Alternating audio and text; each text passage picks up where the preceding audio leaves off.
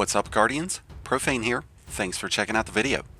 Today we're diving into a new exotic weapon that's been getting a lot of attention lately, the Choir of One. While it's a powerhouse on its own, I've been seeing a lot of players using it inefficiently, missing out on its full potential. So today we're breaking down exactly how you should be using this exotic to maximize your damage output and your synergy with your build. First off, let's talk about why the Choir of One is such a standout weapon. This craftable exotic auto rifle is obtained through the Encore exotic mission, and it has 3 catalyst refits to choose from, including Destabilizing rounds, Onslaught, and Subsistence. This is Destiny's first auto rifle that uses special ammo, and it mimics the weaponry used by the Vex Wyvern. This auto rifle has 2 very different firing modes, and it comes with the Fanatical Lance intrinsic trait, which causes Radiolarian pulls to be dropped after landing final blows. These pulls of Vex Milk will deal 713 points of base damage from the initial detonation, and that's going to count as void damage. Any enemy that remains within the Radiolarian pool will take 127 points of base damage for 4 seconds, and this will count as arc damage. So if using the Choir of One against a large group of enemies, you might only have to take out 1 or 2 enemies with the weapon itself, while Fanatical Lance will take care of the rest, which would greatly improve your ability to maintain ammo, as this weapon comes with just 25 rounds in the mag, and even with multiple reserve mods, you're only looking at a max ammo amount of 350. In about a month or so, the reserve capacity of the Choir of One will be getting nerfed, so it'll become even more imperative to conserve your ammo. When aiming down sights with a Choir of One, this auto rifle performs more like a scout rifle, firing out single projectiles at 225 rounds per minute. These will deal a base amount of 230 points of damage, which is strong enough to single shot most any red bar enemy. As you can see in the footage, when used against these rank and file Vex enemies, this equates out to be around 10 to 11,000 points of damage, which is far more than any other auto rifle could even dream about dealing. While aiming down sights, its maximum damage efficiency extends out to around 40 meters, which is about half the length of a football field. For an auto rifle, it's got remarkable recoil control and stability, which allows you to easily land consecutive precision shots, even from a distance. When firing this weapon from the hip, you'll shoot out a single projectile with a much faster rate of fire. That increased rate of fire, alongside the massive amount of damage that the projectiles deal, will result in some of the highest DPS numbers of any weapon in Destiny, even rivaling the 4th Horseman. Each of these projectiles consume 5 rounds of ammo, so with a faster rate of fire, you can discharge the entire magazine in a split second.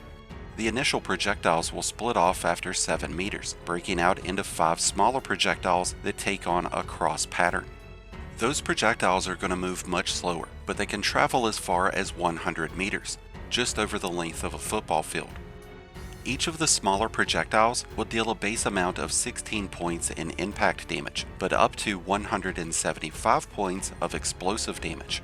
And as you can see in the footage, against those same red bar enemies, this boils out to be about 700 points of damage on the impact and 7,000 points of damage on the explosion.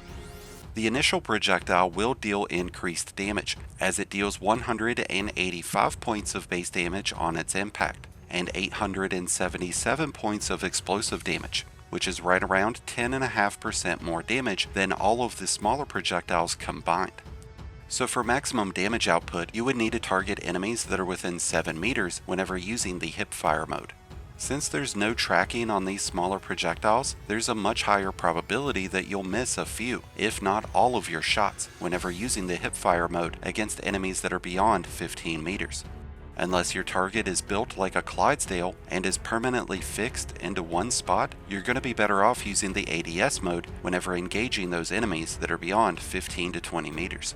This would allow you to conserve more ammo so that you could dedicate the hipfire mode to use against aggressive and higher ranking enemies. Each of the catalyst refits will provide some unique advantages with this exotic. Destabilizing rounds will cause nearby enemies to become volatile after each and every final blow. Volatile enemies trigger additional void explosions that will make this an even better add clear weapon than it already is. Causing enemies to become volatile and defeating them with those void explosions will feed into several void traits like Devour or Stylish Executioner.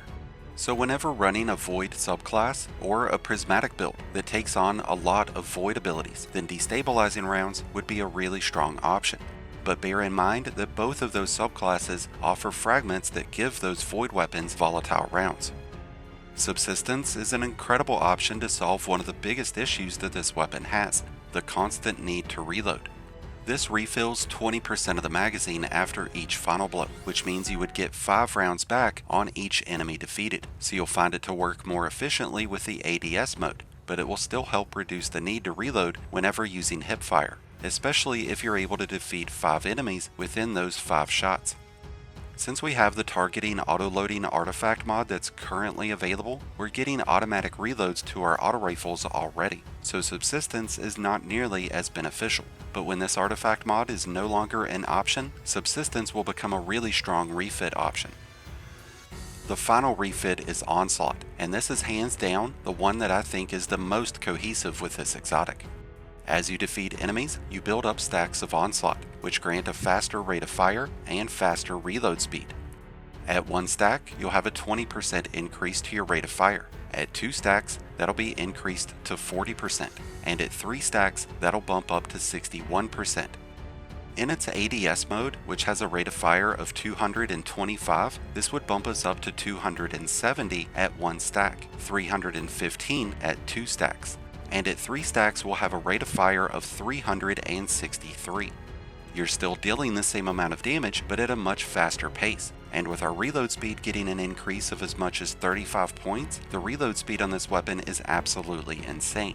The only downside in running Onslaught is that it goes away very quickly, so you have to be continuously defeating enemies to receive the benefits, which really isn't a problem when both the ADS and hipfire mode deal so much damage. When it comes to the hipfire mode with Onslaught, things really get crazy because you're belting out so many projectiles all at once, and these will completely cascade over the battlefield. Then we will fight in the shade. I don't believe there's any official word on what the hipfire mode's rate of fire is, but if we just went with double the speed of the ADS, then we're looking at a base rate of fire of 550, and honestly I think it's faster than that. So whenever we're at 1 stack of Onslaught, that would push us up to 660. With 2 stacks, would be at 770. And at 3 stacks, we'd be at 885 rounds per minute, which is absolutely insane. And just listen to how this weapon sounds when it's at ×3 Onslaught.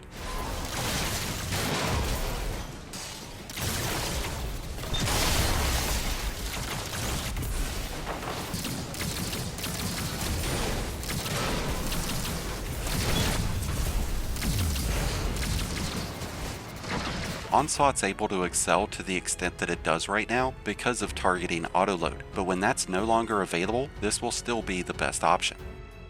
To optimize your ammo economy, which would also mean optimizing your damage, I would strongly encourage the use of Scavenger, Finder, and Reserve mods.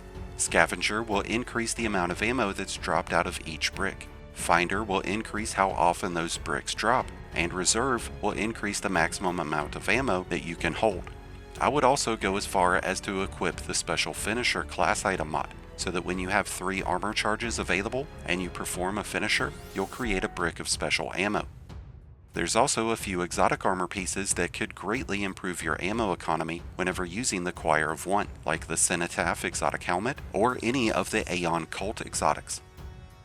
When it comes to crafting the Choir of One and selecting its barrel, magazine, and stock options, I would recommend focusing in on this weapon's stability and reload speed, which is why we have chosen to go with fluted barrel, flared magwell, and fitted stock. Even though it's on the docket to get nerfed, this is one of the most powerful weapons in Destiny right now, so if you haven't gotten it or haven't unlocked its full potential, you really need to get on that. And hopefully by using some of the information that we talked about today, you'll have a much better time optimizing your own damage and ammo efficiency whenever using this exotic.